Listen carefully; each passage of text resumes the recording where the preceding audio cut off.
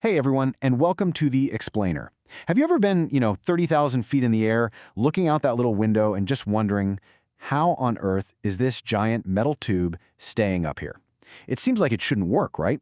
Well, today we're going to break down the science of flight and show you exactly how these amazing machines defy gravity every single day. I mean, seriously, think about it. How does a 400-ton machine, a literal behemoth of metal, just hang out in the sky? It's not magic, I promise. It's actually all about a constant, invisible battle, a four-way tug-of-war happening around the plane at all times.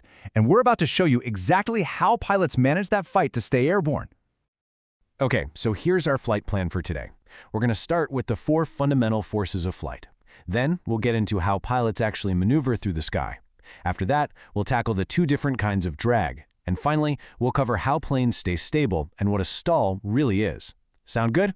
Let's get into it. All right, first up, the 4 fundamental forces. This is the absolute core of how flying works. Seriously, every single thing a plane does, it all comes down to this delicate dance between 4 invisible forces. It's a perfect balancing act. So, let's kick things off with the hero of the story, lift. This is the force that gets the plane off the ground, and it's all thanks to the genius shape of the wing, which we call an airfoil. See, the top is curved and the bottom is flatter. This forces the air going over the top to travel a longer path, and to do it in the same amount of time as the air underneath, it has to speed up. Faster air means lower pressure, so you end up with high pressure under the wing pushing up, and low pressure on top basically sucking the wing and the whole airplane skyward. Pretty cool, right? Now, fighting against lift, it's its constant opponent, weight. This one's pretty simple, right? It's just gravity, relentlessly pulling the plane, the crew, all that fuel, and your luggage straight down. To get off the ground and stay there, the force of lift has to be stronger than the force of weight. Simple as that. Okay, so what gets the plane moving forward in the first place? That's thrust. It's the raw power, the forward push coming from the engines. Whether you're talking about giant jet engines or propellers, their job is to create that massive force that shoves the plane through the air. And of course, for every action, there's an equal and opposite reaction. The villain pushing back against thrust is drag. It's basically air resistance. If you've ever stuck your hand out of a car window on the highway, you've felt drag. It's that force that's always trying to slow the plane down. So here's the key to everything. When a plane is just cruising along, not climbing, not descending, all 4 of these forces are in perfect balance. It's a perfect stalemate. Lift is exactly canceling out weight, so the plane doesn't go up or down. And thrust is exactly canceling out drag, so the speed stays constant. This state of equilibrium is what gives you that smooth, steady flight. Okay, but wait. If stable flight is all about perfect balance, how does a pilot actually, fly the plane? How do they turn or climb? Well, they do it by intentionally messing up that balance. Let's take a look.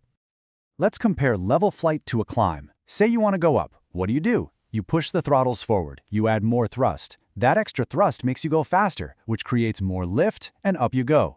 But here's the tricky part. As soon as you pitch the nose up, a little bit of the plane's weight starts pulling backwards, almost acting like extra drag. So now the engines have to overcome not just the normal drag, but also a component of the plane's own weight. It's a double whammy. Now here's a fun fact that blows a lot of people's minds. How do you think a plane turns? If you said with the rudder, like a boat, you'd be wrong. A plane turns by banking its wings. Think about it. When the wings are level, lift goes straight up. But when you bank the plane, you tilt that force of lift. Now, part of it is still holding the plane up, but the other part is pulling the plane sideways, yanking it into the turn. It's exactly like leaning into a turn on a bike. And you can really feel this. If a pilot puts the plane into a steep 60-degree bank, the forces on your body literally double. That's what we call pulling 2 Gs. It means you and the aircraft feel twice your normal weight, pushing you down into your seat. It's a pretty wild sensation and a powerful reminder of the immense forces at play.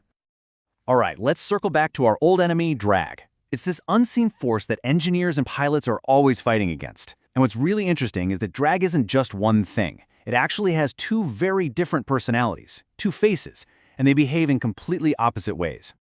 So on one side, you've got parasite drag. This is the simple stuff. It's just the penalty for trying to shove a big object through the air. The faster you go, the worse it gets. Simple. But on the other side, you have induced drag. This one is the direct byproduct, the penalty for creating lift. And here's the weird part. Induced drag is highest when you're flying slow. Yeah, you heard that right. Go faster and it actually goes down. Totally opposite. And this parasite drag, it comes from everywhere. You've got form drag, which is caused by the shape of things sticking out into the wind, like antennas or the landing gear. Then there's interference drag, which happens where different surfaces meet, like where the wings join the body, creating a kind of aerodynamic traffic jam. And finally, there's skin friction drag, which is literally just the friction of air molecules rubbing across the entire surface of the plane. Every little bit adds up.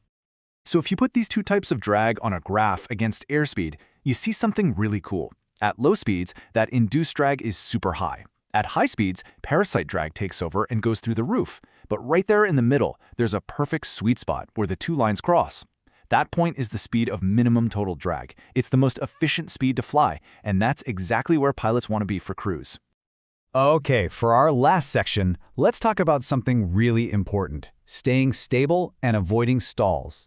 And right off the bat, we have to bust a huge myth. When a pilot talks about a stall, they are not talking about the engine quitting. That's a completely different problem.